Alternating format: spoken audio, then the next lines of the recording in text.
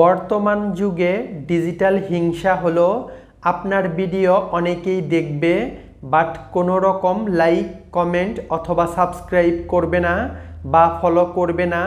এটা আমার মনে হয় আমরা যারা কন্টেন্ট ক্রিয়েট করি সবার ক্ষেত্রেই এরকমটা হয়ে থাকে।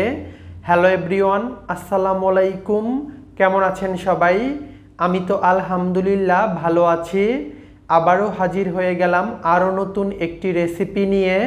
আমার আজকের রেসিপি টাকি মাছের ভর্তা। আর টাকি মাছের ভর্তাটা খেতে কিন্তু অসম্ভব লাগে। আর এই টাকি মাছের ভর্তাটা সেহরিতে করব।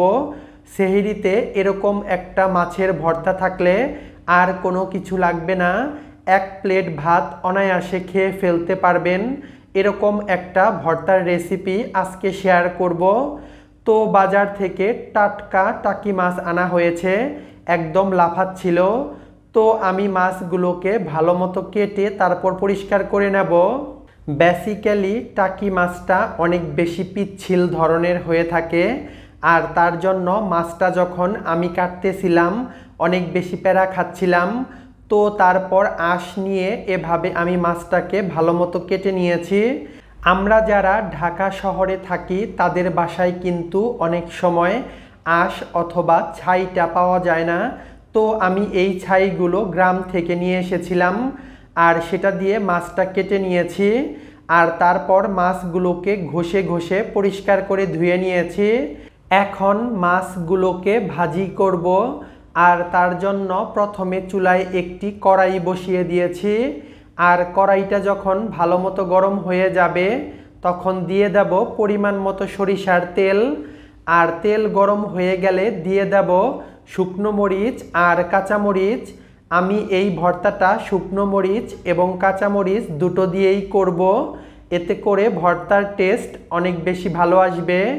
আর মরিচগুলোকে ভালো মতো লাল লাল করে পোড়া করে ভেজে নিতে হবে।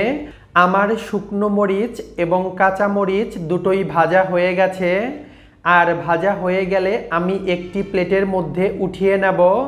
আর তারপর সেই একই কড়াইয়ের মধ্যে দিয়ে দেব মাছ। আমি টাকি মাছগুলোকে হলুদ আর সামান্য লবণ দিয়ে মাখিয়ে তারপর দিয়ে দিলাম তেলের মধ্যে। মাছগুলোকে উল্টে পাল্টে ভেজে নিতে হবে। আর মাছের প্রত্যেক পাশ আমি 1 মিনিটের মতো ভেজে নিয়েছি। মাছের একটা পাশ যখন ভালো মতো ভাজা হয়ে যাবে তখন অপর পাশটাকেও উল্টে দিতে হবে। আর তারপর মাছটাকে ভাজি করে নিতে হবে। আমার মাছ ভাজি করা হয়ে গেছে। আমি মাছগুলোকে উঠিয়ে একটা সাইডে রেখে দেব। আর তারপর একই প্যানের মধ্যে দিয়ে দেব রসুন কুচি আর পেঁয়াজ কুচি। আমি এখানে 1 কাপ পেঁয়াজ কুচি নিয়েছি। টাকি মাছ ভর্তাতে বেশি করে পেঁয়াজ কুচি দিলে খেতে ভালো লাগে, আর তাই পেঁয়াজটা একটু বেশি দেওয়ার চেষ্টা করবেন। আর তারপর দিয়ে দিলাম সামান্য পরিমাণে লবণ আর সামান্য হলুদের গুঁড়া। এখন হলুদের গুঁড়া এবং লবণ পেঁয়াজের সাথে মিশিয়ে ভেজে নিতে হবে। আর আমার কাছে মনে হচ্ছে তেল একটু কম হয়েছে, তাই এ পর্যায়ে আরও কিছুটা সরিষার তেল দিয়ে দিলাম। আর সরিষার তেল দিয়ে আমি প্রায় 5 থেকে 6 মিনিটের মতো মিডিয়াম টু লো হিটে পেঁয়াজটা ভাজি করেছি। আর ভাজি করার পর এ পর্যায়ে চলে এসেছে। এখন দিয়ে দেব স্বাদ মতো ধনিয়া পাতা। আর ধনিয়া পাতাগুলোকে আমি একটি সিজার দিয়ে এভাবে কুচি করে দিচ্ছি। আপনারা এই কাজটা বটি দিয়েও করতে পারেন। আর ধনিয়া পাতা দিলে ভর্তাটা খেতে ভালো লাগবে। আর যদি ধনিয়া পাতা না থাকে তাহলে না দিলেও চলবে, তবে ধনিয়া পাতা দিয়ে ভর্তা করলে খেতে অসম্ভব লাগবে। তো ধনিয়া পাতাগুলো মোটামুটি দেওয়া হয়ে গেছে। আমি কুচি করে তারপর ধনিয়া পাতা দিয়ে দিলাম। আর এখন ধনিয়া পাতা দিয়ে একটু নাড়াচাড়া করে ভেজে নেব। জাস্ট 2 থেকে 3 মিনিটের মতো ভেজে নেব। ভাজা হয়ে গেছে। এখন দিয়ে দিচ্ছি আগে থেকে ভাজি করে রাখা মাছ। আর মাছ দিয়ে আরও কিছুটা সময় ভেজে নিয়েছি। মোটামুটি ভাজা হয়ে গেছে। আর এখন আমি মাছ এবং এই পেঁয়াজগুলোকে উঠিয়ে নিচ্ছি। আর উঠিয়ে একটা বাটনার মধ্যে রেখে দেব। যখন মোটামুটি ঠান্ডা হয়ে যাবে তখন চলুন আপনাদেরকে টাকি মাছের ভর্তা তৈরি করে দেখাই। তো এই তো আমার মাছ উঠানো হয়ে গেছে, আর আমি একটি বাটনার মধ্যে উঠিয়ে তারপর ঠান্ডা করে নিয়েছি। এখন মোটামুটি ঠান্ডা হয়ে গেছে। আর প্রথমেই আমি মাছের কাঁটাগুলোকে বেছে নেব। মাছের কাঁটাগুলোকে বেছে ফেলে দিতে হবে। আর এই কাঁটা সহ ভর্তা করলে খেতে ভালো লাগবে না, এই কাঁটাগুলো দাঁতের নিচে পড়ে যাবে। তাই আমি সবগুলো মাছের কাঁটা এভাবে বেছে নিলাম। মাছের কাঁটাগুলো বাছা হয়ে গেছে।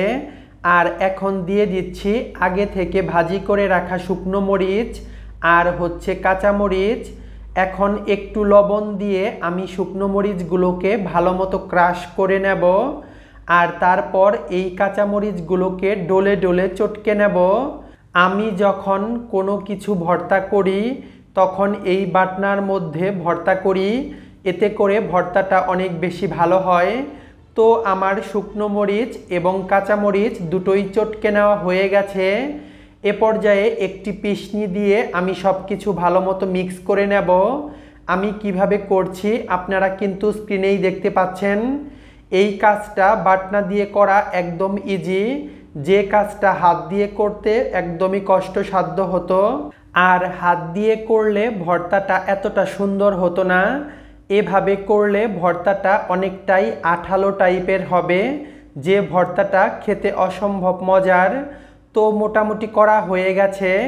এ পর্যায়ে দিয়ে দিচ্ছি কাঁচা সরিষার তেল। ভর্তার শেষের দিকে এই কাঁচা সরিষার তেলটা দিলে ভর্তাতে দারুণ একটা ঝাঁঝালো ফ্লেভার অ্যাড হবে, আর তখন ভর্তাটা খেতে অসাধারণ লাগবে। তাই চেষ্টা করবেন এভাবে শেষের দিকে একটু সরিষার তেল দেওয়ার জন্য। আমার টাকি মাছের ভর্তা একদম রেডি। আমি একটি সার্ভিং বলে ভর্তাটাকে সার্ভ করে নিলাম।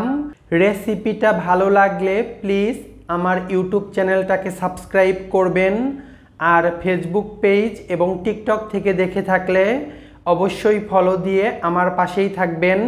আবারও দেখা হবে নতুন কোনো রেসিপিতে। সে পর্যন্ত সবাই সুস্থ এবং ভালো থাকবেন। আল্লাহ হাফেজ।